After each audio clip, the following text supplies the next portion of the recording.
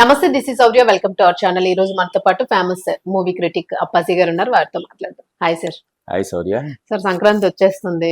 So wait వచ్చేసింది. చేసిన వచ్చేసింది సందడి. రాజా సాబ్ తోటి వచ్చేస్తుంది ముందే అంటున్నారు. వచ్చేసింది. అవునవునా, వచ్చేసింది. ఆల్రెడీ అందరూ ఊర్లు బాటు పట్టారు.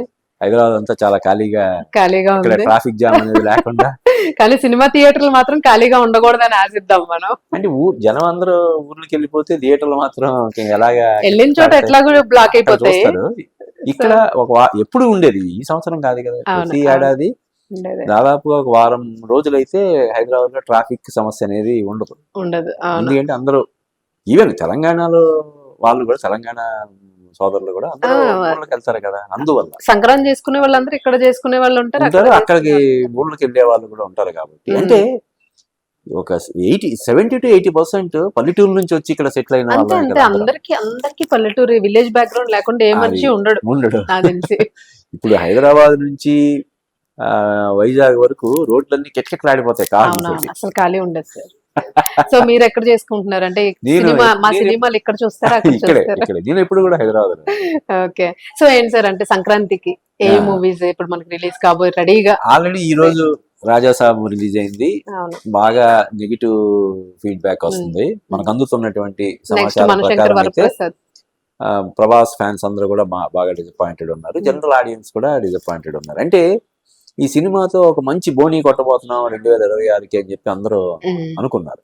ఆ విధంగా వాళ్ళు అది అంత కొంచెం హైప్ డిసప్పాయింట్ చేసింది. క్రియేట్ చేశారు. అది డిసప్పాయింట్ చేసిందని మనకి ఇంకా కన్ఫర్మ్ అయిపోతుంది. అవును. కాబట్టి ఇప్పుడు ఆ డిసప్పాయింట్మెంట్ ని కూడా 2026కి ఒక మంచి బిగినింగ్ ఇవ్వాల్సిన బాధ్యతతో పాటు రాజా సాబ్ మిగిల్చే ఆ డిసప్పాయింట్మెంట్ ని కూడా ఉత్సాహపరిచే బాధ్యత పాల్గొనాల్సినటువంటి బాధ్యత ఇప్పుడు మెగాస్టార్ చిరంజీవి మీద, విక్టరీ వెంకటేష్ పడింది. మీద, Yes, అనిల్ yes. రావిపూడి మీద ఉంది. అవును. ఈ సినిమాకి చాలా మంచి అంచనాలు ఉన్నాయి. ముఖ్యంగా ఆ మనవరప్రసాద్ సినిమా నుంచి, మనశంకర వరప్రసాద్ నుంచి వచ్చినటువంటి పార్టీ సాంగ్ సాంగ్స్ అయితే బీభత్సంగా అదుర్స్లేండి. బాగుంది. సచిరేఖ పాట కానీ, అవును. ఈవెన్ మీసాల పిల్ల అయితే 100 మిలియన్ అవును. దాటిపోయింది. అవును. మ్యూజిక్ కాబట్టి పరంగా హిట్ అని అర్థమైపోయింది మనకి స్టార్టింగ్. ఈవెన్ ప్రమోషన్స్ చేస్తున్న తీరు కూడా అద్భుతంగా ఉంది. మొన్న ప్రీలీజ్ ఈవెంట్ లో వెంకటేష్ కానీ, మన చిరంజీవి కానీ, అనిల్ రావిపూడి కానీ, ముఖ్యంగా అనిల్ రావిపూడి ట్రాక్ రికార్డుని బట్టి ఇప్పుడు అతను పటాస్ అతను ఫస్ట్ సినిమా, ఇది 9వ సినిమా. నందమూరి కళ్యాణ్ రామ్ పటాస్ తోటి అతని కెరీర్ స్టార్ట్ చేశాడు. అప్పటి నుంచి ఇప్పటి వరకు అసలు మధ్యలో అతను ఎక్కడ ఫ్లాప్ అనేది లేదు. ఇది కూడా హిట్ అయితే వరుసగా 3 హ్యాట్రిక్లు. 3 హ్యాట్రిక్లు సంక్రాంతికి సందడి చేస్తూనే ఉన్నాడు. ముఖ్యంగా లాస్ట్ ఇయర్ వచ్చినటువంటి సంక్రాంతికి వస్తున్న సినిమా ఎంత పెద్ద హిట్ అయిందో మనం చూసాం. అలాగే F3 కొంచెం F2 తో పోల్చితే కొంచెం తగ్గింది, కామెడీ కానీ ఎంటర్టైన్మెంట్ కానీ. F2 అసలు ఒక దులిపేసింది కదా. అలాగా అనిల్ రావిపూడి దర్శకత్వంలో మెగాస్టార్ నయనతార జంటగా విక్టరీ వెంకటేష్ ఒక ప్రత్యేక పాత్రలో సంక్రాంతికి స్పెషల్ అయిపోయాడండి ఆయన. అదే అవును, కొత్త స్పెషల్ అల్లుడు గారు అయిపోయారు. పైగా ఆ సినిమా తర్వాత, సంక్రాంతికి వస్తున్న సినిమా తర్వాత వెంకటేష్ నుంచి వస్తున్న సినిమా కూడా ఇదే. అవునవును. ఇంకొకటి ఏంటంటే, ఎప్పుడు కూడా ఒక సినిమా విజయాన్ని శాసించేది క్లైమాక్స్, ప్రీ క్లైమాక్స్. సినిమా చాలా బాగున్నా కూడా లాస్ట్ 20-25 మినిట్స్ బాగుండకపోతే, బోరు కొడితే, అప్పటి వరకు ఇచ్చినటువంటి మంచి అనుభూతి గాని మరొకటి గాని పోద్ది. వెళ్ళేటప్పుడు అనుకుంటే వెళ్ళాడంటే పోయింది. కానీ ఇందులో అది లేదు.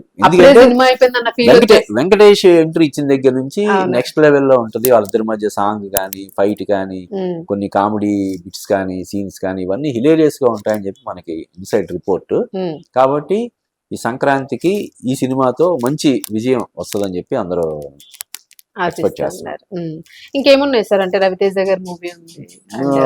12వ తారీఖు మనశంకర వరప్రసాద్ అంటే, 13వ తారీఖు భర్త మహాశైలకు విజ్ఞప్తి. డిఫరెంట్ టైటిల్ తో, టైటిలే చాలా డిఫరెంట్ గా ఉంది కదా. అంటే పైగా రవితేజ ఈ మధ్య కాలంలో అన్ని బ్యాక్ టు బ్యాక్ యాక్షన్ సినిమాలు చేశాడు. అవేవి విజయం సాధించలేదు. ధమాకా సినిమా ఉంటుందేమో. ధమాకా తర్వాత నుంచి అతను ఒక 4-5 సినిమాలు చేశాడు. Tiger Nageswararao, Ravanasura, mister Bachchan, eagle, mass Jathara. అతని 75వ సినిమా మాస్ జాతర. ఇవన్నీ 5 సినిమాలు కూడా డిసప్పాయింట్ చేశాయి. ఈ సినిమా కంప్లీట్ గా ఫ్యామిలీ ఎంటర్టైనర్ లాగా అనిపిస్తుంది. కాబట్టి సంక్రాంతికి ఫ్యామిలీ ఎంటర్టైనర్స్ కి, ముఖ్యంగా ఓ ఇద్దరు భామల మధ్య నలిగిపోయే భర్తల్ని బాగా ఎంజాయ్ చేస్తారు. ఎంత రెస్పెక్టబుల్ గా భర్త మహాశైలు. ఈవెన్ సంక్రాంతికి వస్తున్న విజయంలో కూడా కీలక పాత్ర పోషించే ఆ ఎలిమెంట్ కదా, ఆ ఎలిమెంట్ కూడా ఒకటి కదా. ఐశ్వర్య రాజేష్ ఆ మీనాక్షి శేషాద్రి మధ్య నలిగిపోయే భర్తగా వెంకటేష్, అది ఎంటర్టైన్మెంట్ హిలేరియస్ అనిపించింది, బాగా ఎంజాయ్ చేశారు. అది జనరల్ గా నచ్చితే సార్, అంటే ఆడియన్స్ కి ఇంట్లో జరిగితే నచ్చదు కానీ బయట జరిగితే ఎంజాయ్ చేస్తారు. అదే అదే అదే అదే కంటెంట్. సో ఆ సినిమా మీద మంచి హోప్స్ ఉన్నాయి ఇప్పుడు. అంటే డైరెక్టర్ కూడా కిషోర్ తిరుమల అని, తను అంతకుముందు నేను శైలజ, చిత్రలహరి ఇటువంటి సినిమాలకు మంచి హిట్ కొట్టినటువంటి డైరెక్టర్. ఇంకొక ప్రత్యేకత ఏంటంటే శౌర్య, ఈ సినిమాకి సంబంధించి ఈ సినిమాకి రవితేజ రెమ్యునరేషన్ కాకుండా, అంటే జనరల్ గా అతను ఒక రెమ్యునరేషన్ అని మాట్లాడుకొని ఆ రెమ్యునరేషన్ తీసుకొని చేస్తుంటారు కదా, ఎవరైనా సరే అలా చేస్తుంటారు. కానీ ఈయన సరే మనం రెమ్యునరేషన్ గురించి మీరు వరీ అవ్వకండి, నేను లాస్ట్ లో తీసుకుంటాను, సినిమా రిలీజ్ అయిన తర్వాత వచ్చే ప్రాఫిట్ షేరింగ్ లాగా నేను తీసుకుంటాను అని చెప్పి ముందుకు వచ్చారని చెప్పి ఆ డైరెక్టర్ ప్రొడ్యూసర్ చెప్పడం బట్టి కూడా ఈ సినిమా మీద మంచి హైప్ వచ్చింది. అలాగే ఈ సినిమా కూడా మన శంకరవర ప్రసాద్కి సంగీతాన్ని అందిస్తున్నటువంటి బీమ్సే భర్త మహాశైలు విజ్ఞప్తి సినిమా కూడా మ్యూజిక్ డైరెక్టర్. ఈ సాంగ్స్ కూడా చాలా బాగున్నాయి. ముఖ్యంగా పిక్చరైజేషన్ అయితే చాలా చాలా బాగుంది.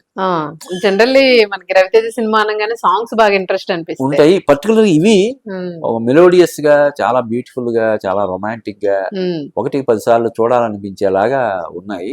సో ఆ ఎలిమెంట్ కూడా ఈ సినిమా విజయంలో ఒక ముఖ్య పాత్ర పోషిస్తుందని మనం ఎక్స్పెక్ట్ చేయొచ్చు.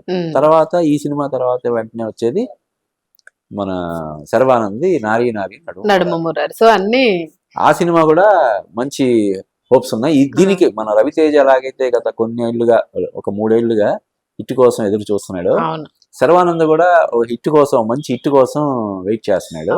ఆయన జాను అనుకుంటా తీసి కొంచెం సో తను ఈ సినిమా తోటి మళ్ళీ బౌన్స్ బ్యాక్ అవుతాడనే అంచనాలు ఈ సినిమా మీద ఉన్నాయి. ఇక అదే రోజు వస్తున్న మరో cinema Naveen Polishetty Anaganaga Oka Raju. Naveen Polishetty track record మనందరికీ తెలిసిందే. ఏజెంట్ సాయి శ్రీనివాస్ ఆత్రేయ ఫస్ట్ సినిమా హీరోగా, తర్వాత జాతి రత్నాలు హిలేరియస్ ఎంటర్టైనర్, తర్వాత మిస్ శెట్టి మిస్టర్ పొలిశెట్టి, అది కూడా మంచి హిట్.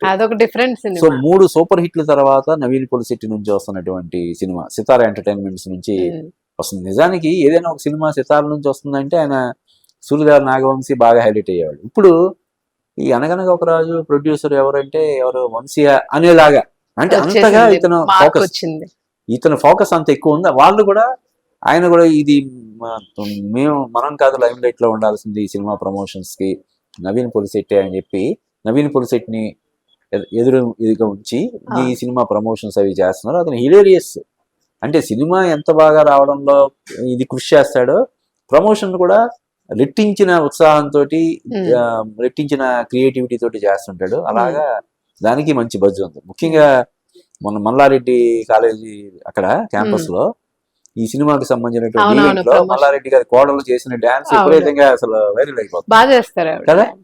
సో ఆ విధంగా ఆ సినిమాకి విపరీతమైన క్రేజ్ ఉంది. అంటే ఇప్పుడు రాజా సాబు మిగిల్చిన డిసప్పాయింట్మెంట్ ని ఇప్పుడు ఈ వస్తున్నటువంటి 4 సినిమాలు కవర్ చేస్తాయని చెప్పి మనం ఖచ్చితంగా ఎక్స్పెక్ట్ చేయొచ్చు. రైట్ సార్, సంక్రాంతి బాగా జరుపుకోండి. ఇంకా చాలా మూవీస్ ఉన్నాయి, డిస్కస్ చేద్దాం. Thank you.